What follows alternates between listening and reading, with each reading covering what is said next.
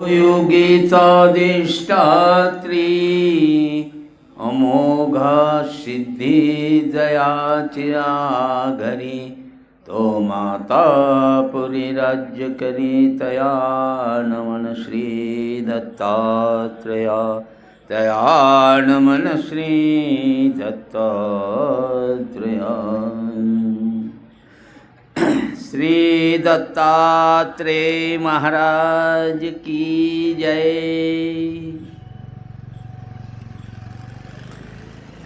श्री दत्तात्रेय प्रभूंचे लीळा आज आपण बघणार आहोत। स्वामी श्री चक्रधर महाराजांनी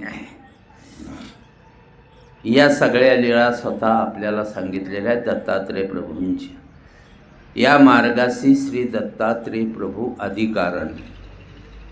महादायसांनी जेव्हा प्रश्न केला स्वामींना, जी जी या मार्गाशी कवन आदी म्हणजे कोण आहे, निमित्त कोण आहे, तेव्हा स्वामींनी सांगितलं, बाई या मार्गाशी श्री दत्तात्रेय प्रभू अधिकारण। या मार्गाला मेन अधिकारण श्री दत्तात्रेय प्रभू आहेत। त्रेतायुगामध्ये श्री दत्तात्रेय प्रभूंचा अवतार झाला, परंतु हा अवतार चतुर्युगी अवतार आहे। चारही युगामध्ये जोपर्यंत ही सृष्टीचा संहार होत नाही तोपर्यंत श्री दत्तात्रेय प्रभूंचा अवतार आहे। कृत, त्रेत, द्वापार आणि कलियुग या चारही युगामध्ये श्री दत्तात्रेय प्रभूंचा अवतार आहे। कोण्या त्रेतायुगात हा अवतार झाला असा प्रश्न जेव्हा आचार्य आपलं भक्तिजनांनी नागदेवाचार्यांना विचारला, तेव्हा नागदेवाचार्य म्हणतात, श्री दत्तात्रेय प्रभूंचा अवतार हा कोण्या त्रेतायुगामध्ये झाला हे मी स्वामींना विचारायचं विसरलो, किंवा स्वामींनी सांगितलं असेल पर मी विसरून गेलो, मला नाही माहिती। हा संदेह नागदेव आचार्यांचा सुद्धा आहे की कोण्या त्रेतायुगात झाला श्री दत्तात्रेय प्रभूंचा अवतार। आता गेलेल्या मागच्याच त्रेतात झाला का त्याच्या आधी झाला, किती चौकड्या गेल्या असा याचे काही गणित नाही आहे। आणि म्हणून आचार्य नागदेव जे होते ते मनाने कुठल्या गोष्टी सांगत नव्हते। त्यांनी सरळ उत्तर दिलं, मी पुसो विसरला का पुसून विसरला, मी देवाला हे विचारायचंच राहून गेलं माझ्याकडून का त्यांनी सांगितलं असेल पण मी विसरून गेलो, मला नाही माहिती श्री दत्तात्रेय प्रभूचा जन्म कोण्या त्रेतायुगात झाला। बरं, त्या त्रेतायुगामध्ये झालेला आहे अवतारच असा, म्हणून दत्तात्रेय बाळक्रीडेमध्ये म्हटलेलं आहे की अवतार उदंड होती सवेची लया जाती। आतापर्यंत आपण बघितलं अनेक अवतार झाले, पण ते निजधामी त्यांनी अवतार कार्य संपल्यानंतर निजधामी बीजे केलेले आहेत, नाही का। तसं श्री दत्तात्रेय प्रभूंचा अवतार मात्र तसा नाही आहे। तैसी नव्हे श्री दत्तात्रेय मूर्ती नाश कल्पांती नव्हेची। कल्पाच्या अंतीसुद्धा नाश होत नाही, म्हणजे अवतार कार्य त्या प्रभूंचं काही संपत नाही। म्हणून अवतार उदंड होती सवेची लया जाती, तैसे नव्हे श्री दत्तात्रेय मूर्ती नाश कल्पांती होयची ना। श्री दत्तात्रेय प्रभूंचा अवतार हा संपणारा अवतार नाही, चहुयुगी अवतार आहे। चहुयुगी अवतार चिरायू असं श्री दत्तात्रेय प्रभूंच्या बाबतीत म्हटलेलं आहे। पण जेव्हा श्री दत्तात्रेय प्रभूंचा अवतार लीळा चरित्रामध्ये पहिलीच लीळा श्री दत्तात्रेय प्रभूंच्या बाबतीत आलेली आहे। लीळा चरित्राचं लिखाण आचार्य नागदेवांनी माईमभट्टाला सांगून जेव्हा केलेलं आहे, लिखाण केलं माईमभट्टांनी, पण कोणती लीळा कशा प्रकारे कुठे मांडायची हे आचार्यांनी त्यांना मार्गदर्शन केलं. तर श्री दत्तात्रय प्रभूंची लीळा सुरुवातीलाच आहे. आमचे स्वामी सांगतात की श्री दत्तात्रय भोगभूमी आत्री ऋषीपासून अनुसयेच्या उदरी श्री दत्तात्रय प्रभूंनी भोगभूमीमध्ये अवतार स्वीकारला, अशी ती लीळा आहे. आत्री ऋषी पिता अनुसया माता तयाच्या उदरी तो अवतार स्वीकारलेला आहे. लीळा चरित्रामध्ये बद्रिकाश्रमाचं असं काही नाव त्या लीळेमध्ये नाही आहे. आता आपण ज्या बद्रिकाश्रमाला जातो त्याच्याबद्दल अशा प्रकारचा विषय आहे की लीळेमध्ये ज्या स्वामीच्या लीळा चरित्रामध्ये जी लीळा आलेली दत्तात्रय प्रभूंची ती स्वतः स्वामी म्हणतात भोगभूमी आत्रीच्या ठाई भोगभूमी असं म्हटलेलं आहे. हा अवतार भोगभूमीत झाला आणि नंतर सह्याद्री पर्वतावरती येऊन या कर्मभूमीमध्ये श्री दत्तात्रय प्रभूंनी अवतार कार्य केलेलं आहे, नाही का. म्हणून श्री दत्तात्रय प्रभूचा जन्म कुठे झाला त्याला आपल्या स्वामीचंच प्रमाण आहे. भोगभूमी अनुसयेच्या उदरी अत्रीपासून अनुसयेच्या उदरी श्री दत्तात्रय प्रभू गर्भीचा अवतार स्वीकारिला. भोगभूमीमध्ये झालेला आहे. भोगभूमीमध्ये कारण या कर्मभूमीच्या वेगळं ते ठिकाण आहे या लीळेवर निश्चित होतं. आणि भोगभूमी तिला भोगभूमी का म्हटलेलं आहे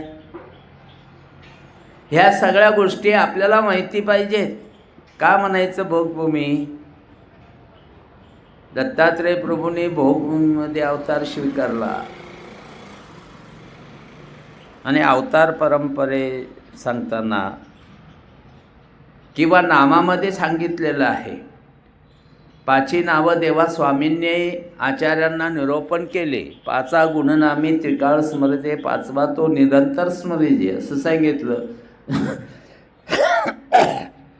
2 नंबरला श्री दत्तात्रय प्रभूंचं नाम सांगितलेलं आहे. श्रीकृष्ण महाराजांचं 1 नंबरला सांगितलेलं आहे. ते त्रेतानंतर द्वापार आहे ना. मग क्रमाने जर बघितलं तर असं आधी सह्याद्री श्री दत्तात्रय प्रभूंचं नाव सांगायला पाहिजे होतं, नंतर श्रीकृष्ण महाराजांचं सांगायला पाहिजे आणि नंतर कलियुगाचे 3 अवतार यांचे नावं सांगायला पाहिजे होते. परंतु आधी श्रीकृष्ण महाराजांचं नाव का सांगितलं? माईम भट्टाला ज्या टायमाला स्वामींनी डोमेग्रामला राजमडामध्ये हे पंचकृष्ण निरूपण केले, पूर्वी आणि पंचकृष्ण निरूपण केले, तेव्हा श्रीकृष्ण महाराज आधी सांगितलं नाही का, जैसे द्वापारी श्रीकृष्ण चक्रवर्ती, आणि त्याच्यानंतर जैसे सह्याद्री श्री दत्तात्रय प्रभू सांगितलेले आहेत. चौयुगी अवतार श्री दत्तात्रय प्रभूंचा आहे, तो आधी का सांगितला नाही? याच्या पाठीमागचं कारण अशा प्रकारचं आहे की श्रीकृष्ण महाराजांनी स्वयं ज्ञानशक्ती स्वीकारली. कोणाला निमित्त करून स्वीकारली का? नाही, कोणाला निमित्त करून स्वीकारले नाही. परमेश्वर स्वयं ही ज्ञानशक्ती स्वीकार करू शकतात आणि तशा प्रकारे श्रीकृष्ण महाराजांनी स्वयं ज्ञानशक्ती स्वीकारलेली आहे. सांदीपनी हे श्रीकृष्णाचे गुरु होते, परंतु ते इतर त्या जीवाने त्या सांदीपनी ऋषीच्या शरीरामध्ये असलेला जीव त्यांनी परमेश्वर अवताराचं गुरुत्व स्वीकारलेलं होतं. म्हणून श्रीकृष्ण महाराज त्यांच्या गुरुकुलमध्ये आणि समाजव्यवस्थेनुसार म्हणून श्रीकृष्ण महाराज तिथे शिकण्यासाठी गेले. परमेश्वराला काही शिकावं लागत नाही, तो स्वयंप्रकाश आहे. तो ज्ञानाचा पुतळा आहे, बुद्धमय स्वरूप आहे ते. तिथं कुठं अज्ञानत्व नाही, परंतु मनुष्य वेशाला मान देऊन अवताराला गुरु परंपरेमध्ये गुरु स्वीकारावा लागतो. म्हणून दुसऱ्या अवतारापासून ज्ञानशक्ती स्वीकारल्या जाते. परंतु श्रीकृष्ण महाराजांनी ही ब्रह्मविद्या हे ज्ञान स्वतःच स्वीकारलेलं आहे. 12 वर्षाचा झाल्यानंतर तोपर्यंत विज्ञान शक्तीमध्ये सगळ्या क्रिया केलेल्या आहेत. तिथून पुढे मात्र 12 वर्षाला या शरीराची पूर्तता होते. ज्ञानाधिकार जो निर्माण होतो जीवाला तो 12 वर्षाला होतो. आणि म्हणून 12 वर्षाचं झाल्यानंतर श्रीकृष्ण महाराजांनी स्वतः ज्ञानशक्ती स्वीकार केली. परंतु श्री दत्तात्रय प्रभू आता द्वापारी श्रीकृष्ण चक्रवर्ती असं नामामध्ये उच्चारलेलं आहे ना, नाही का? त्यांचं गाव सांगितलं का? जन्म तो मथुरेमध्ये झाला, गोकुळामध्ये श्रीकृष्ण महाराज वाढले. मग त्यांचं ठिकाण कोणतं आहे जन्माचं? श्रीकृष्ण महाराजांच्या जन्माचं ठिकाण कोणतं आहे? मथुरेत जन्म झाला. देवकीच्या उदरी कंसाच्या बंदीशाळेमध्ये मथुरेमुळे श्रीकृष्ण महाराजांचा जन्म झाला. पण मथुरा नाही सांगितली, तर गोकुळही नाही सांगितलं, तर संपूर्ण युगाचा उल्लेख त्या ठिकाणी केलेला आहे. द्वापारी श्रीकृष्ण चक्रवर्ती म्हटले. द्वापार युगामध्ये त्यांची भरुण युगावर ते सत्ता होती श्रीकृष्ण महाराजांची, म्हणून द्वापार उच्चारलेलं आहे. तसं सह्याद्री श्री दत्तात्रय प्रभू, दत्तात्रय प्रभूंचा जन्म बद्रिकाश्रमाला झाला. आपण लीळाचरित्राची पहिलीच लीळा आहे. भोगभूमी यात्री ऋषीपासून अनुसयेच्या उदरी अवतार स्वीकार केला. बद्रिकाश्रम सांगायला पाहिजे, पण इथे बद्रिकाश्रम नाही सांगितलं. सह्याद्री श्री दत्तात्रय प्रभू असा नामामध्ये उल्लेख आहे. तर जे अवताराचं जे कार्य आहे ते सह्याद्रीवर तेच राहून श्री दत्तात्रय प्रभू करतात. त्यांचा निवास सह्याद्रीला आहे, सह्याद्री पर्वतावर ते आहे. तो बद्रिकाश्रम हे भोगभूमीमध्ये येते आणि म्हणून त्याचा उच्चार केला नाही, नाही का? त्यानंतर द्वारावती श्री चांगदेव राऊळ चक्रपाणी अवतारांचा जन्म फलटणला झालेला आहे. फलस्तनगरे जातम द्वारावत्याम निवासिनम आपण म्हणतो श्लोकामध्ये. मग श्री चक्रपाणी महाराजांचा जन्म हा फलटणला झालेला असताना मात्र त्यांच्या नामामध्ये द्वारावती, कारण त्यांचं जे कार्य आहे संपूर्ण चक्रपाणी महाराजांच्या अवताराचं कार्य जे आहे ते द्वारकेला गेल्यानंतरच चालू झालं. सुपेनी मार्ग खराटेनी विद्या प्रगटती. आणि स्वच्छतेची जी काय संपूर्ण द्वारकेच्या विधी गोधऱ्या ते झाडत होते आणि गोमतीमध्ये नेऊन तो कचरा टाकत होते. जे काही जीवजंतू आहेत, जारज, अंडज, स्वेदज, उद्भिज इत्यादी खाणीमध्ये जे जीव गेलेले आहेत त्या जीवाच्या कणवा बघून हा जो अवतार आहे त्या जीवाला झाडण्याच्या माध्यमातून ते जीव मरत होते. ते लीळादानाच्या फळाला पाठवत होते. आणि दुसरी गोष्ट 52 पुरुष विद्यादान, 84 शिल्पविद्यावंत होते श्री चक्रपाणी महाराजांचे आणि 52 हे स्थूळ विद्यावंत होते. अशा इतक्याही पुरुषाच्या म्हणजे परमेश्वराची जे काही देवतेची जी विद्या आहे ती परमेश्वराकडून व्हावी अशा प्रकारचा त्या जीवानी जोडलेला जो उद्देश होता. म्हणून चक्रपाणी अवतारांनी कोणत्या विद्या दिल्या? आवराचं दातृत्व केलं. आपण काय म्हणतो? आवरदृश्य अवतार आहे तो. आवराचं दातृत्व केलं. आवराचं दातृत्व म्हणजे काय की देवतेच्याच विद्या त्या देवतेला दिला. त्याला ग्रहणादान असं म्हणतात. कोणतं दान आहे परमेश्वराचं? ते ग्रहणा, घेऊन देणे. त्याने जोडलेली ती देवतेची विद्या त्याची ती घेतली दिली.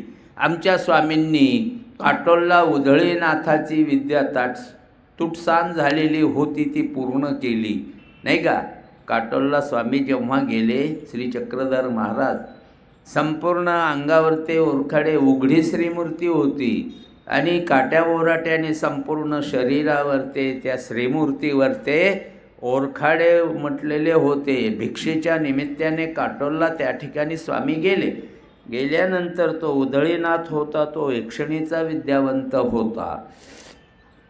आणि मग वयस्तंभनी नावाची त्याची जी विद्या होती, त्याने असा अधिकार परमेश्वर अवताराचं गुरुत्व जोडलेलं होतं त्या जीवाने. म्हणून स्वामी तिथे गेले. तिथे गेल्यानंतर स्वामीला खाली बसायला टाकला आणि तो डोल्हाऱ्यावरती म्हणजे सिंहासनावरती बसला होता. आणि तो म्हणतो, ऐसा देह ऐसा का उपेक्षिला बापिया. स्वामींची सगळी उदास अवस्था, विधेय अवस्था त्या टायमाला होती. स्वामींच्या जटेमध्ये सगळे काटे वगैरे रुपलेले होते, कुसळं अडकलेली होती. आणि एवढी सौंदर्य संपन्न श्रीमूर्ती होती, संपूर्ण 32 लक्षणेयुक्त. आणि तो पिंड पाहिल्यानंतर, ती श्रीमूर्ती पाहिल्यानंतर त्याला वेद संचारला. आणि मग आपली विद्या या पुरुषाला द्यावी या उद्देशाने तो स्वामींच्याकडे दृष्टीत राहतच होता. स्वामीला त्याची विद्या, त्याला माहीत नाही, त्याची तूटसांज झालेली विद्या स्वामीला ती पूर्ण करायची होती, ती घेऊन द्यायची होती. म्हणजे आपल्याकडून त्याची विद्या पूर्ण करायची होती.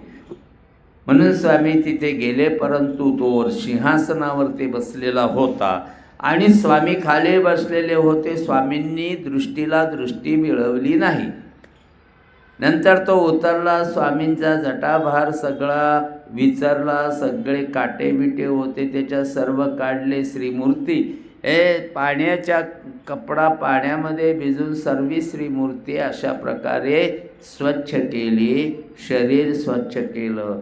आणि नंतर स्वामीला सिंहासनावरती बसवलं, तो खाली बसला. मग देवाने दृष्टीला दृष्टी मिळवली, त्याच्या दृष्टीला दृष्टी मिळवली आणि त्याची जी विद्या होती ती पूर्ण देवाने केली, स्वामी श्री चक्रधर महाराजांनी.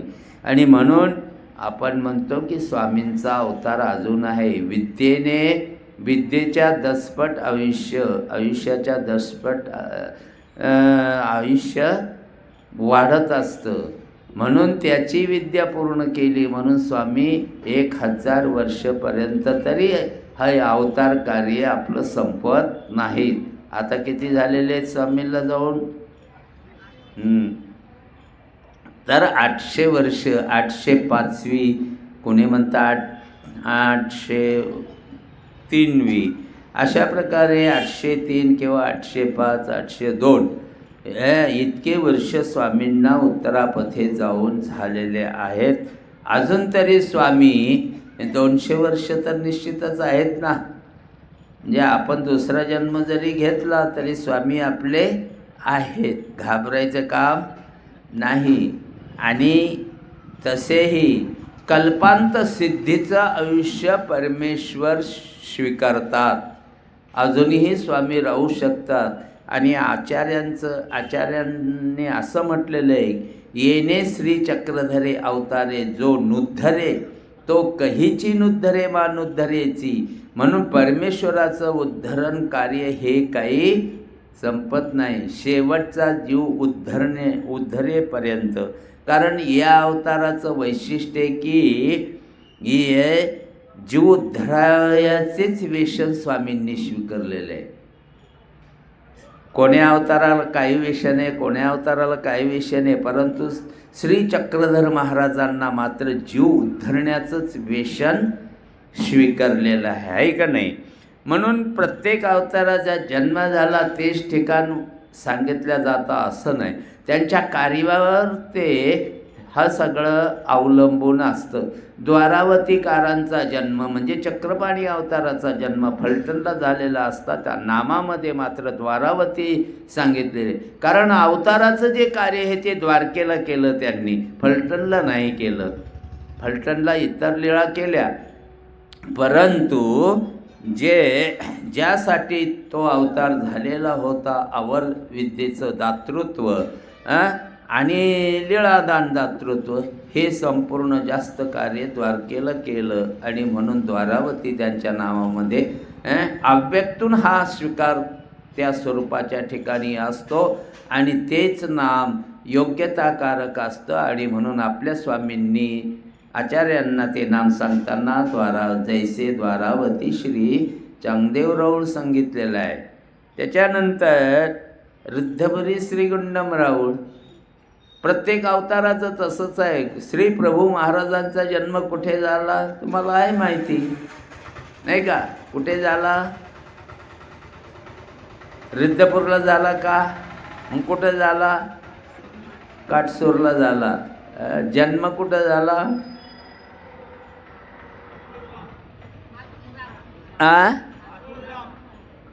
हां, तेव्हा त्यांनी सांगितलं मातोळग्रामला झाला. मग काटसूरला झाला का मातोळग्रामला झाला? निश्चित सांगा बुवा. ते मातोळग्राम म्हणतात, तुम्ही काटसूर म्हणते, कसं काय असं? निश्चित माहीत नाही.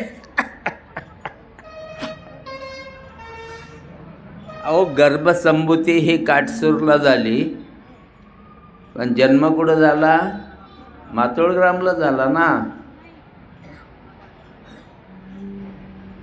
गाव श्री प्रभू महाराजांच्या आई वडिलाचं गाव कोणतं आहे? काटसूर आहे. आणि मग श्री प्रभू महाराजांच्या आई वडिलाचे लेकरं वाचतच नव्हती ना. बरेचसे झाले असे, 5-6 मुलं झाले, परंतु ते राहिले नाही, मरून गेले. आणि मग लीळेमध्ये आहे निपटण्याचे गोसावी झाले. म्हणजे श्री प्रभू महाराज गुंडम राऊळ हे शेवटी उतार वयामध्ये त्यांच्या आईबापांना हे मुलगं झालं, म्हणून निपटण्याचे शब्द आलेले की शेवट आता इथून पुढं काही गर्भसंभूती होणार नाही. आणि नंतर थोड्याच दिवसात आई वारले. मग आता मुलंच, त्या बाईची मुलंच वाचत नव्हती, म्हणून गर्भसंभूती जरी काटसूरला झाली, परंतु तिची देखभाल करण्यासाठी ती कुठे माहेरला जात असते ना मुलगी, तिच्या आईकडे जाईल ना ती. म्हणून त्यांच्या माम्या मावश्याचं गाव कोणतं आहे, मामाचं गाव कोणतं आहे? मातोळग्राम आहे. आणि होता होईल तोपर्यंत मुली आपल्या आईबापाकडे म्हणजे माहेरीच डिलेवरीसाठी जातात का नाही? मग जन्म कुठं झाला असेल? त्यांनी बरोबर सांगितलं, मातोळग्रामलाच झाला ना. तो वाद पंथामध्ये चालू आहे. जन्मगाव कोणतं? अरे बाबा, वाद करण्याची गरजच नाही ना. त्यांचं गाव काटसूरच धरल्या जाईल, पण जन्मस्थळ हे धरल्या जाणार नाही. तुमच्याकडे तुमच्या मुलाचा दाखला असतो, मग मुलाचा कुठं जन्म झाला, शाळेत नाव घालायचं आपल्याला, तेव्हा मुलाचा जन्म कुठं झाला? मग त्याच्या गावामध्ये झाला का? नाही, म्हणे अमक्या तालुक्याच्या ठिकाणी हॉस्पिटलमध्ये झाला. आता हॉस्पिटल आहे, पूर्वी हॉस्पिटल नव्हती, घरीच होत होते जन्म. आणि म्हणून 99% तरी जन्मस्थान हे मातोळग्राम ठरते. चांगला विचार केल्यानंतर जन्म तिथे झालेला आहे, जन्मगाव काटसूर आहे, है का नाही? येते का लक्ष? अशा प्रकारे, परंतु ते नामात दोन्ही नाही, मातोळग्राम बी नाही सांगितलं. आता एका आरतीमध्ये आहे, मातोळग्रामी कानव शाखी प्रभू अवतार धरितो की आरती श्री प्रभूला करितो. त्या आरतीमध्ये आहे मातोळग्राम सांगितलेलं आहे. आणि त्या पूर्वजांनी विचार करून की जन्म मामाकडेच होतो, आजोळीच होतो मुलाचा बहुतेक, ही परंपरा आहे. तर अशा प्रकारे जन्मगाव काटसूर, श्री प्रभू महाराजांचं जन्मस्थान मातोळग्राम. आणि मात्र बालपण कुठे गेलं? रिद्धपूरमध्ये गेलं. स्वामींचं मुंजी बंधन हे कार्यसुद्धा कोणी केलं?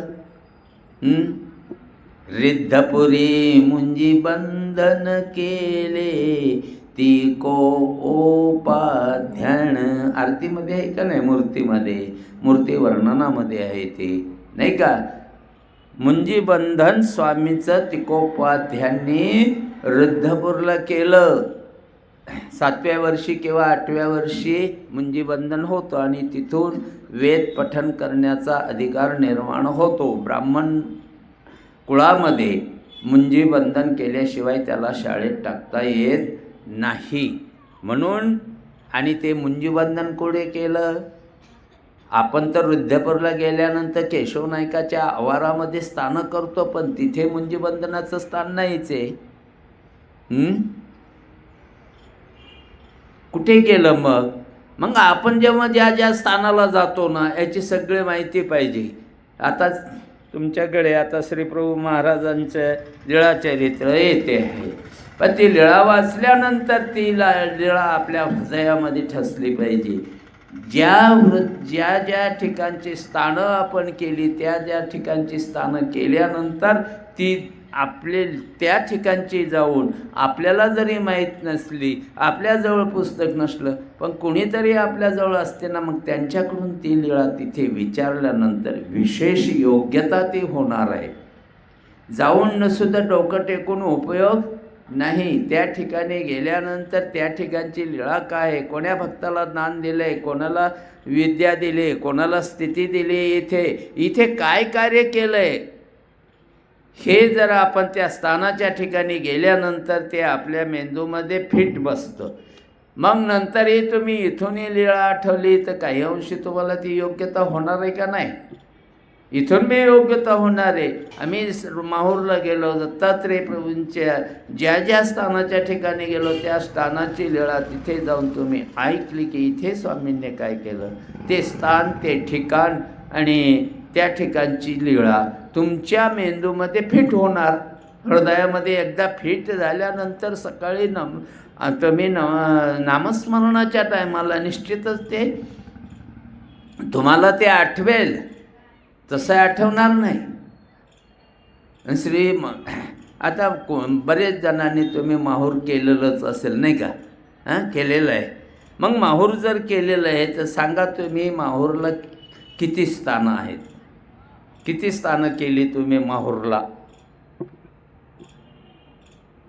मग आता तर काही लय नाहीत ना स्थानं, तिथं थोडेच आहेत. मग तेवढी लक्षात नसावीत का? किती स्थानं एकूण माहूरला? 9.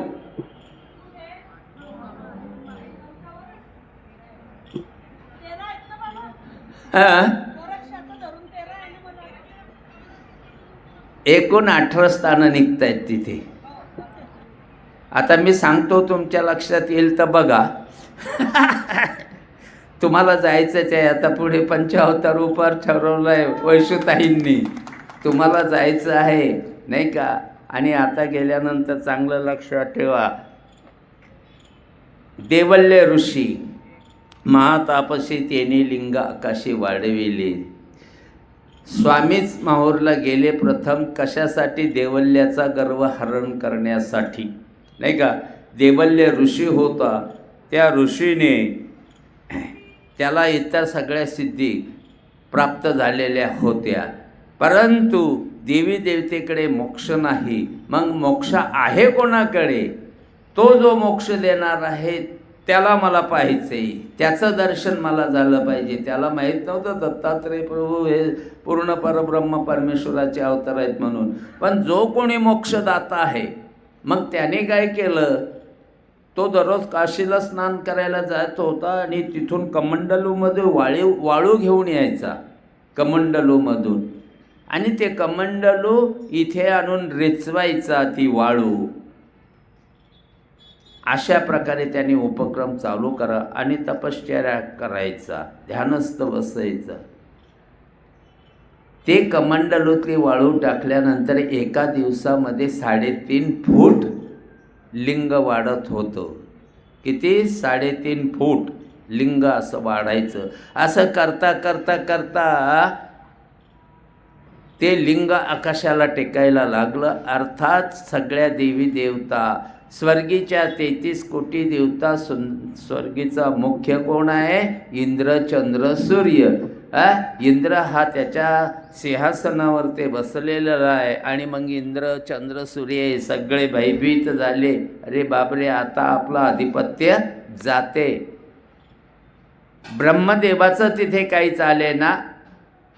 कैलास वैकुंठीचे जे काही तिन्ही देव आहेत प्रमुख, ब्रह्म, विष्णू, महादेव, तिघांचंही तिथे काही चाले ना. आता काय करावं? मग सगळे देव एकत्र, देवता लोक एकत्र आले. एकत्र आल्यानंतर आणि मग श्री दत्तात्रय प्रभूंची प्रार्थना त्यांनी केली की आता याच्यावर तोडगा श्री दत्तात्रय प्रभू शिवाय याच्यावर कोणी उपाय काही करू शकत नाही. देवतेने हात टेकले आणि ऋषीचं सामर्थ्य वाढलं. असं जर झालं तर सृष्टी ही जी व्यवस्था आहे ती भंग पावेल. आणि म्हणून सगळे देवता लोकांनी दत्तात्रय प्रभूला शरण गेले, विनंती केली की हा ऋषी आपल्या सामर्थ्याने, सामर्थ्याच्या गर्वाने, अहंकाराने यांनी लिंग वाढवलेलं आहे, पण आमची ताकद नाही ते लिंग नष्ट करण्याची. तर देवा असं जर झालं तर ही सृष्टीची विंधुळे होईल, सृष्टीचा नाश होईल. आणि म्हणून आपण याच्यामध्ये लक्ष घाल. दत्तात्रय प्रभूंनी सर्वांना तथास्तु म्हणून सांगितलं, ठीक आहे. आणि मग दत्तात्रय प्रभू देवदेवेश्वरीला आले. बालरूप धारण केले दत्तात्रय प्रभूंनी. छोटीशी मूर्ती, चतुर्भुज. तिथे आले. तिथे आल्यानंतर तो मात्र स्नानाला गेलेला होता काशीला.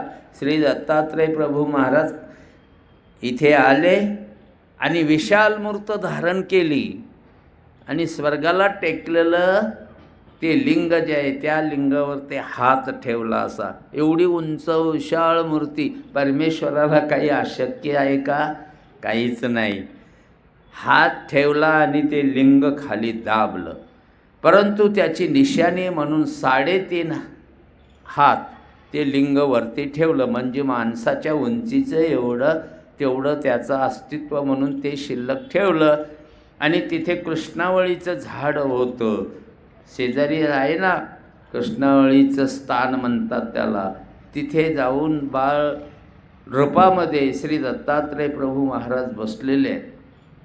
देवल ऋषी स्नान करून ती वाळू घेऊन आला आणि पाहतो ते आकाशाला टेकलेलं लिंग मात्र कोणीतरी नष्ट झालं आहे. आग बबुला झाला. कुणी केलं हे ध्वंस? आणि म्हणून इकडे तिकडे पाहतो तेव्हा त्या कृष्णावळीच्या वृक्षाखाली श्री दत्तात्रय प्रभूंची मूर्ती छोटीशी, त्या ठिकाणी त्याला दर्शन झालं. आणि मग ज्याच्यासाठी केला होता अट्टाहास शिव, तोच प्रभू, विश्वाचा नियंता श्री दत्तात्रय प्रभू, त्यांनी दर्शन दिलं. त्याला समाधान पावलं. शरण गेला दत्तात्रय प्रभूला, पाय धरले त्या ठिकाणी. मग त्यांनी पूजावसर वगैरे केला. देवल ऋषीने श्री दत्तात्रय प्रभूंचा दही भाताची आरोगणाही तिथे दिली, स्वीकारली. आणि मग दत्तात्रय प्रभूंनी पूर्वरूपात आपले आले आणि त्याला सांगितलं, माग, तुला काय पाहिजे ते माग. तुझ्या तपश्चर्ये मी नष्ट केली, भंग केली. तुला जे पाहिजे आता ते माग. त्यांनी सांगितलं, काही नाही, मला दुसरं काहीच नाही पाहिजे. फक्त तुम्ही जोपर्यंत आहात तोपर्यंत इथं निद्रास्थानासाठी तुम्ही यावं, एवढीच माझी अपेक्षा आहे. आणि मग देवलाला तथास्तु म्हटले. यावंच चंद्र दिवा करो. जोपर्यंत ही सृष्टी आहे तोपर्यंत मी मात्र इथे संध्याकाळी इथेच निद्रेला येत जाईल, असं वचन देवल ऋषीला दिलं. आणि म्हणून श्री दत्तात्रय प्रभू प्रतिदिनी त्या माहूरलाच निद्रेला जातात. कदाचित तुम्ही पाहिलं नसेल, आम्ही ज्या टायमाला गेलो होतो त्या टायमाला आम्ही निरीक्षण पाहिलं. पहाटेच्या आरतीला जेव्हा उठलो, वरती फुलांची शेज केलेली असते ती एका बाजूला अशी दबलेली फुलं काही ठिकाणी दिसतात. म्हणजे ती फुलं त्या ठिकाणी अशी चिप झालेली दिसतात. प्रत्येक दिवशी त्या स्थानावरती शेजारी चक्रपाणी महाराजांचं स्थान आहे आणि दोन्ही देवांचे निद्रास्थान शेजारी शेजारी आहे. सकाळी उठल्यानंतर आपल्याला दररोज नवी शाल असते त्या स्थानावर टाकलेली, ती थोडी विस्कटलेली दिसते. आपण जर आधी गेलात बारीक बघितलं तर ती विस्कटलेली शाल त्या ठिकाणी असते. म्हणजे श्री दत्तात्रय प्रभू तिथे जरूरच निद्रेला येतात.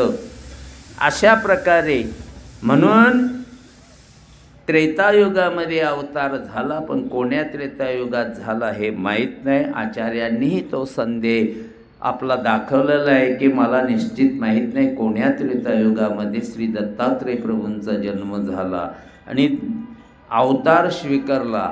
आत्री अनुसयेच्या उदरी बद्रिकाश्रमाला अवतार स्वीकारला. लेळेमध्ये बद्रिकाश्रम असं नाव नाही, परंतु भोगभूमी मात्र नाव आहे आणि जे बद्रिकाश्रम आता आहे ते भोगभूमीमध्येच येते. अशा प्रकारे ते स्थान न सांगता सह्याद्री शिखरे रम्यम असं सांगितलेलं आहे की सह्याद्रावरती श्री दत्तात्रय प्रभू क्रीडा करतात. तिथे सर्व काही लीळा अशा प्रकारे झालेल्या आहेत. म्हणून देवल ऋषीला वरदान दिलं त्या देवदेवेश्वरीला. त्याच्यानंतर पंचाळेश्वर या ठिकाणी तुम्ही पारायण करताना म्हणताना नाही काय म्हणता,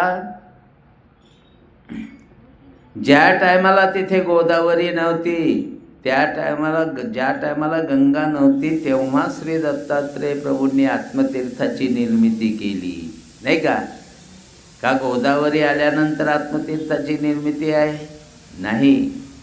तर गोदावरीच्या अगोदर, त्या गंगेच्या अगोदर आत्मतीर्थाची निर्मिती. आत्मक ऋषी त्या ठिकाणी तपश्चर्या करत होते आणि म्हणून त्या आत्मक ऋषी साधना केली परमेश्वराचं दर्शन व्हावं, श्री दत्तात्रय प्रभूंचं दर्शन व्हावं. मग श्री दत्तात्रय प्रभूंची पंचाळेश्वरला किती स्थानं आहेत दत्तात्रय प्रभूंची? पंचाळेश्वर केलं ना तुम्ही, मग किती स्थानं आहेत? एक.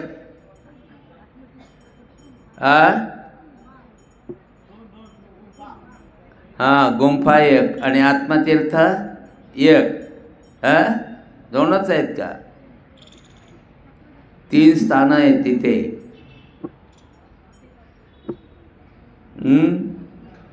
आपेगावला श्री दत्तात्रय प्रभूंची तटीमुठीची साक्ष तुम्ही आरतीत म्हणता ना, गंगे तटिये उनिया गोदे तटिये उनिया स्वामींची भिक्षा नाही का, आत्मतीर्थ चरणाकित तटीमुठीची साक्षा, तटीमुठीची साक्षा. गंगेच्या काठावरती आपेगावला, त्या आपेगावच्या लिंगाची स्थापना कोणी केली? श्री दत्तात्रय प्रभूंनी केली ना. आणि तिथे श्री दत्तात्रय प्रभूंनी आपल्या अशा मुठी टेकवल्या. पहिल्या त्या निशाण्या होत्या, आता त्या पुजाऱ्यांनी त्याच्यामध्ये लोक पैसे टाकायचे. तिथं पैसा जर टाकला तर तो आत्मतीर्थावर ते येऊन पडत होता. ते पैसे वगैरे काही जे पान फुलं टाकलं ना ते आत्मतीर्थावर येऊन पडायचं. मग आता लोक त्याच्यात पैसे टाकत होते, ते पैसे तिकडे जाऊ नये म्हणून पुजाऱ्यांनी त्याच्यात वाट्या बसवल्या नाही का. वाट्या बसवल्या, मग ते पैसे त्या वाट्यांमध्ये राहू लागले. तेव्हापासून तिथं वाट्या बसवल्या. नाहीतर आपले असे दोन्ही हात मुठी श्री दत्तात्रय प्रभूंनी ठेवलेल्या होत्या. म्हणून आरतीमध्ये आलेलं आहे की आत्मतीर्थ चरणांकित तटमुठीची साक्षा. तटमाटीची म्हणते कोणी नाही समजत त्याला आरतीमध्ये नाही का तटीमटीची. पण त्या आरतीमध्ये आपण काय म्हणतोय हे आपल्याला समजलं पाहिजे. तटी मुठीची साक्षा श्री दत्तात्रय प्रभूंच्या मुठीची साक्ष आहे.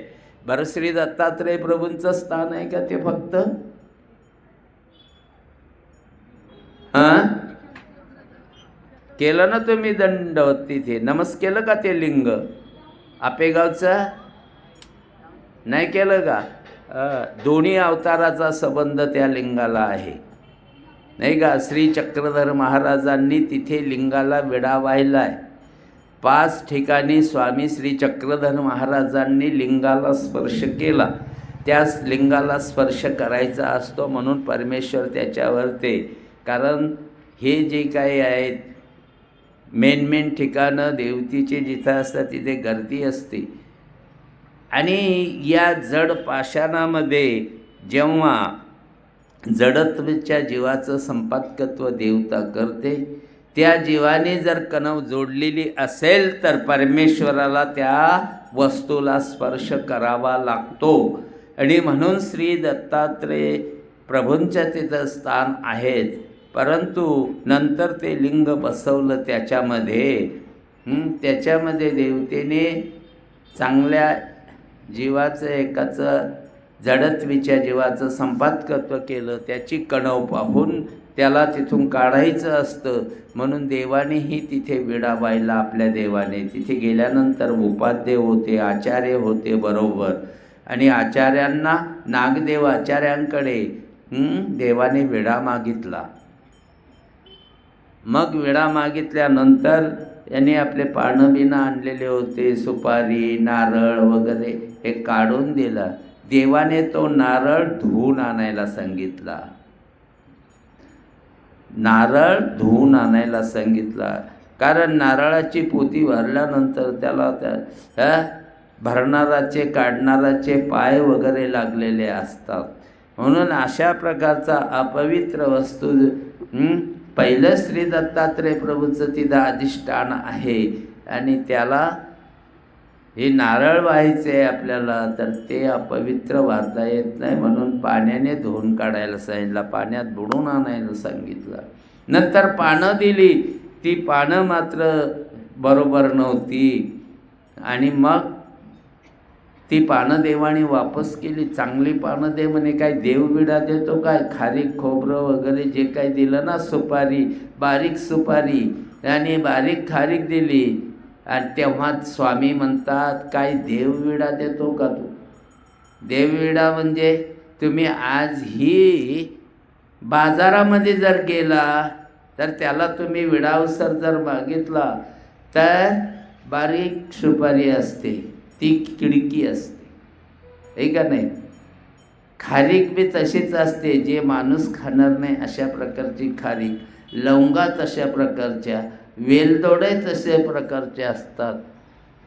का? ब्राह्मण तेच वापरतात. पण देवाने सांगितलं तो देवविडा नको. चांगल्या वस्तू माणसाला जर चांगलं लागतं तर परमेश्वर काय देवतेसारखं आहे का? परमेश्वर नाही. त्याला सगळ्या वस्तू ह्या चांगल्या अर्पण कराव्यात.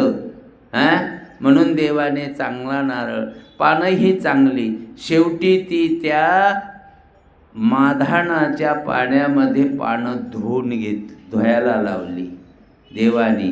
माधान म्हणजे गळती असते महादेवाच्या लिंगावर, त्या घागरीतल्या पाण्यामध्ये ते बुडून पानं स्वच्छ केली. अशा प्रकारचा विडा तिथे त्या लिंगाला व्हायला स्वामींनी स्पर्श केला हाताने.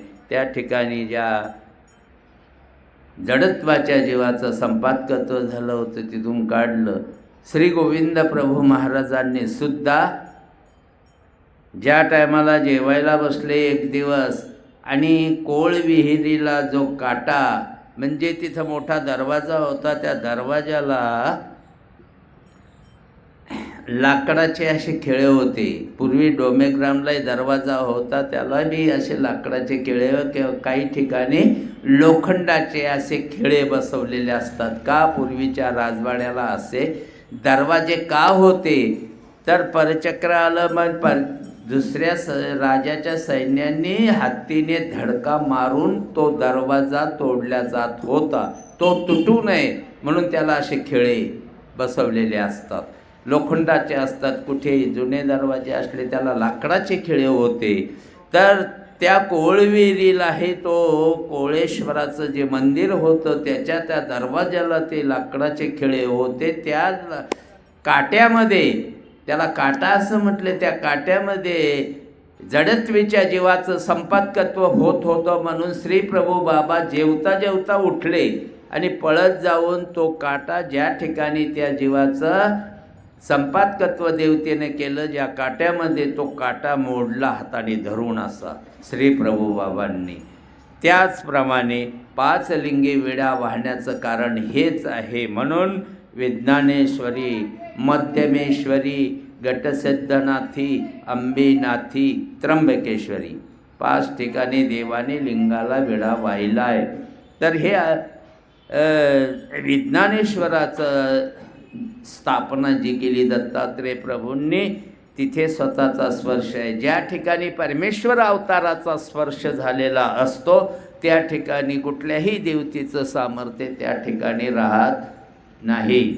आणि म्हणून श्री प्रभू बाबांनी त्या रुद्धपूरमध्ये जिकडे तिकडे सगळ्या दैवताला अष्टजया आहेत, 8 दिशा आहेत, पूर्व पश्चिम उत्तर दक्षिण अग्नी नैऋत्य वायव्य आणि ईशान्य. 8 दिशेला 8 जया त्या रिद्धपूरच्या होत्या. 8 देवी होत्या, त्या सगळ्यांना स्पर्श केला. त्या ठिकाणी कुठल्याही देवी देवताचं सामर्थ्य राहिलं नाही. अनेक शिवमंदिरे होते, तिथे गेले आणि श्री प्रभू बाबांचं जे काही मुंजी बंधन आहे ते कुठं झालं? रिद्धपूरलाच झालं. मुंजी बंधन कोणी केलं?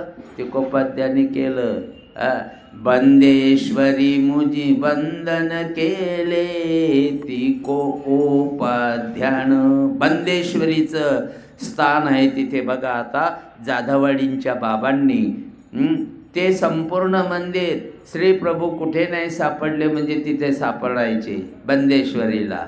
त्या बंदेश्वरीमध्ये अनियत्वास म्हणजे कधी कुठे सापडतील श्रीप्रभू असं सांगता येत नाही. कधी बंदेश्वरीला, कधी ते दुसरं बी महादेवाचं मंदिर आहे, त्याचं काहीतरी नाव आहे. तर ती संपूर्ण जागा नमस्कारी आहे. म्हणून जाधववाडीच्या बाबांनी तुम्हाला ते मेन स्थानावर डोकं ठेवण्यासाठी संपूर्ण असं गोल राऊंडमध्ये पत्र्याचं बनवलेलं आहे जायला रस्ता, जेणेकरून त्या पवित्र जागेवर ते पायही लागू नये आणि स्थांत वंदन व्हावं बंदेश्वरीचं. अशा प्रकारे बराचसा खर्च करून तुम्हाला मात्र ते स्थान करायला तिथे जाता येतं. आणि त्या बंदेश्वरीच्या मंदिरामध्ये आपले पाऊलही खाली जमिनीला, म्हणजे ती संपूर्णच भूमी. तशी रुद्धपूरची औरस चौरस 1.5 योजनेपर्यंत संपूर्ण भूमी पवित्र आहे. आमच्या स्वामींनी सुद्धा ज्या टायमाला रिद्धपूरला स्वामी गेले त्या टायमाला मालंजई म्हणून उत्तरेच्या बाजूला जी आहे, दोन्ही देवाचं स्थान त्या ठिकाणी आहे. खराळ्याला देवाने पायातली पादत्राणं काढली. कुठे काढली? खराळा गाव बरंच दूर आहे तिथून त्या रिद्धपूरचे कळस दिसले स्वामींना. आणि चांगदेव भट्ट बरोबर होते. देवाने तिथून हात जोडले आणि श्रीप्रभू बाबांना नमस्कार तिथून केला. चांगदेव भट्टही हात जोडले त्यांनी. मग देवाने सांगितलं, तुम्हा साष्टांग लाभे. तुम्ही नुसता हात जोडून उपयोग नाही, इथे दंडवत घाला. आणि दंडवत घातल्यानंतर मग तिथून रुद्धपूरला येत असताना पहिले मालनदेवीच्या तिथे आले. तर त्या टायमाला नेटकेच श्रीप्रभू बाबा तिथून फिरून गेलेले होते. त्यांचे पाऊल खुणा त्या ठिकाणी उमटलेल्या होत्या. आमच्या स्वामींनी त्या ठिकाणची ती धूळ उचलली ना आपल्या कपाळाला लावली. चांगदेव भट्टांना सांगितलं, पहा आताच श्रीप्रभू महाराज या ठिकाणी गेलेले आहेत. बघा पाऊल खुणा उमटलेले आहेत. देवाने त्या पावलावरची धूळ उचलली, आपल्या श्रीकराने आपल्या निढळाला लावली. अशी पवित्र भूमी आहे ती रिद्धपूरची. औरस चौरस 1.5 योजनेपर्यंत ही पवित्र भूमी आहे.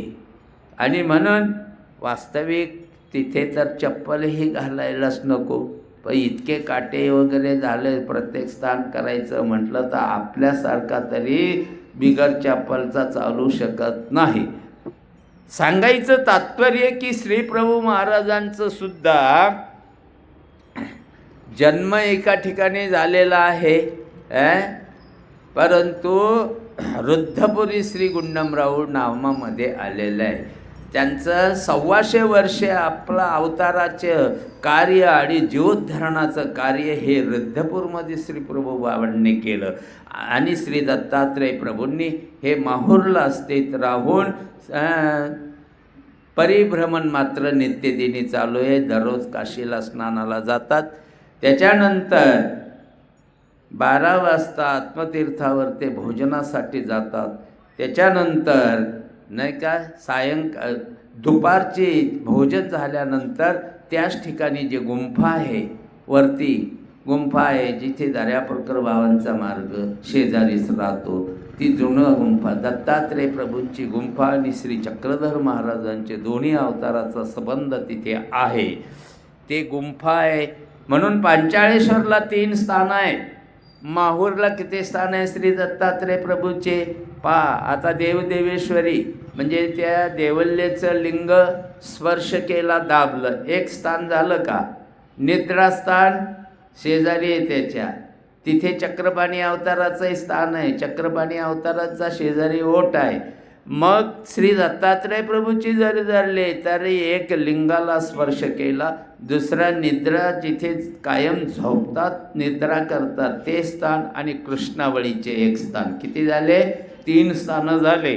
मेरूवाळाच्या तळ्यामध्ये दोन्ही अवताराने स्नान केलं. खाली शेजारीच काठावर ते भोजनस्थान आहे दोन्ही अवताराचं. भोजनस्थान 1 तळ्यामध्ये स्नान केलं. हे दुसरं पंचदेवळ्याच्या 5 देवळ्या आहेत. पण ती 5 स्थानं झाली का नाही? पंचदेवळ्या करी खेळ, भोजन तेसी भोजन करुनी, पंचदेवळ्या करी खेळ, वनसाळीचा भात जेविली, ऋषी मिळून या सकळ. त्या पंचदेवळ्याच्या ठिकाणी आणि सगळ्या ऋषी मिळून त्या ठिकाणी वनसाळीचा भात जे भोजन केलेलं आहे, नाही का? अशा प्रकारे मग किती झाले? 5 देवळ्याचे 5 स्थानं, 1 स्नानाचं स्थान, हे 6, आणि भोजनस्थान किती झाले? 7 स्थानं तर तिथेच येतात. आता संपूर्ण जे पण मेरूवाळा म्हणजे ते ज्या ठिकाणी 5 देव आपलं दोन्ही देवांनी शिंपण्याचा खेळ केला, पाण्यामध्ये एकमेकावर ते अंगावर पाणी उडवण्याचा, मेरूवाळा तटी भोजनता, मेरूवाळा तळ्यामध्ये, आणि तटी भोजनता म्हणजे काठावर ते भोजनतेचं स्थान आहे. अशी एकूण 30 स्थानं, ही 3 स्थानं, 7 आणि 3 10 झाली. त्याच्यानंतर वरती आपण किल्ल्यात आल्यानंतर सर्वतीर्थ तळे आपण म्हणतो, त्या ठिकाणी सर्वतीर्थ ज्या ठिकाणी कार्तवीर्य राजांनी आपल्या रुंड हातामध्ये अंगार घेतला आणि त्याच्यावर धूप दाखवला श्री दत्तात्रय प्रभूंच्या जटेला, ते स्थान म्हणजे जिथले विशेष आपण आणतो. आणि परशुरामाला बाण मारायला लावला, हे स्थानसुद्धा तिथंच आहे. इकडच्या बाजूला आज येतो आड आहे, तिथून लोक चरणोदक म्हणून नेतात. तर त्या ठिकाणी परशुरामाला बाण मारायला लावला श्री दत्तात्रय प्रभूंनी, आणि मग आपली तिथे श्रीचरण धुतले, म्हणजे पाय धुतले, तेने करून ते पाणी पवित्र झालं आणि त्याला नाव पडलं सर्वतीर्थ तळे. स्वामींनी स्वतः तिथे बाण मारायला लावला आणि पाणी जमिनीतून पाताळातून आलं. म्हणून ते 2 स्थान आहेत तिथे, 2 लीळ आहेत तिथल्या, नाही का? एक कार्तवीर्य राजाची, दुसरी परशुरामाची. मग किती झाले? 12 झाले. पहिले हे 10 झाले होते, आता हे 2 12 झाले. त्याच्यानंतर वरती आलात तुम्ही म्हणजे मग आरळकाचे तिन्हीताप दर्शनासरसे शंभोली शंभोली म्हणून फेडिले. त्या टेकडीच्या खालच्याच बाजूला हे स्थान आहे. त्या ठिकाणी अर्ळकाचे तिन्ही ताप हरण केले ते एक स्थान. त्याच्यानंतर शंकराचार्य वरप्रधान हे 2 स्थान. त्याच्यानंतर कावडी कोंब फुटला हे स्थान. आज त्याच ठिकाणी 3 मुखी दत्ताची मूर्त बसवलेली, म्हणजे वरती गडावरती जे दत्त मंदिर आहे ती मूर्त जी आहे त्याच्या खालीच हे स्थान निघते. कावडीला कोंब फुटला ज्या त्या टायमाला श्री दत्तात्रय प्रभूंच्या खांद्यावरती मांसाची कावड होती आणि त्या ठिकाणी ते स्थान निघतं. ते मग किती झालेले? किती झाले? 13 झाले होते पहिले ना, 16 झाले. कोणतं? अर्ळकाचे तिन्ही ताप, शंकराचार्य वरप्रधान, कावडी कोंब फुटला ते, आणि त्याच्याच खालच्या बाजूला उताराला व्याघ्र वेशामध्ये श्री चक्रपाणी महाराजांना ज्ञानशक्ती प्रदान केली ते स्थान आहे. छोटेसे पत्रा वगैरे टाकलेलं आहे, आपल्या ताब्यात नाही ते, तिथल्या संन्याशांच्या ते ताब्यात ही सगळी स्थानं आहेत. परंतु त्यांनी त्याच्यावरती निवारा वगैरे केलेला आहे. स्थान आपल्याला वाकून करावं लागतं. दोन्ही देवा ज्या टायमाला पव्हा आला, पव्यामध्ये चक्रपाणी अवतार फलटणून त्या ठिकाणी आले आणि पव्हा जात असताना काही पुढचे माणसं पुढं गेलेले आहेत, मागचे माणसं मागं आहेत. श्री चक्रपाणी महाराज चाललेले असताना त्या जाळीतून वाघ निघाला आणि डरकाळी फोडली. बाकीचे सगळे मागचे मागं पळाले, पुढचे पुढे पळाले आणि चक्रपाणी महाराज तिथेच बसले, थांबले आणि येऊन व्याघ्र रूपामध्ये श्री दत्तात्रय प्रभूंनी त्यांच्या तोंडाला तोंड लावलं चक्रपाणी अवताराच्या आणि डोक्यावर ते पंजा ठेवला. त्या निमित्ताने चक्रपाणी महाराजांनी श्री दत्तात्रय प्रभूंकडून तिथे ज्ञानशक्तीचा स्वीकार केला ते स्थान. मग आता 10 झाली होती मेरुवाळा तळ्यापर्यंत नाही का. त्याच्यानंतर सर्व तीर्थतळ्याच्या ठिकाणची 2, 12 आणि अर्ळकाचं हे 13, शंकराचार्य 14, कावडी कोंब फुटला ते 15, त्याच्यानंतर चक्रपाणी अवताराने ज्ञानशक्ती स्वीकार केली ते 16. त्याच्यानंतर वनदेवाकडे 2 स्थान आहेत. कोणते कोणते? ते रुचिक ऋषीला वारू 500 दिले ते स्थान आणि यदुराजाला दान प्रदान केलं ते स्थान. असे 18 स्थानं. आता गोरक्षासी बोध करून शंकराचार्यावर दिधला, पण गोरक्षाचं स्थान कोणतं आहे ते नाही सांगता येत. आणि शंकराचार्याला वर प्रदान दिलं ते आहे खाली छोटंसं नाही का ते मंदिर आहे, ते शंकराचार्या वर प्रदान स्थान आहे. पण त्याच ठिकाणी गोरक्षाचं जो बोध संक्रमणा केली दत्तात्रय प्रभूंनी, पण निश्चित त्याच्याविषयी दुमत आहे. यदुराजाच्या पुढे मग ते काही मी केलेलं नाही. मी यदुराजाच्या स्थानापर्यंत केलेलं आहे.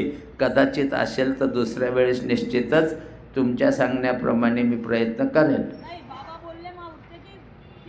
असेल ना. आता गोरक्षाशी बोध तिथे केलेलं आहे म्हटल्यानंतर ते स्थान असेल.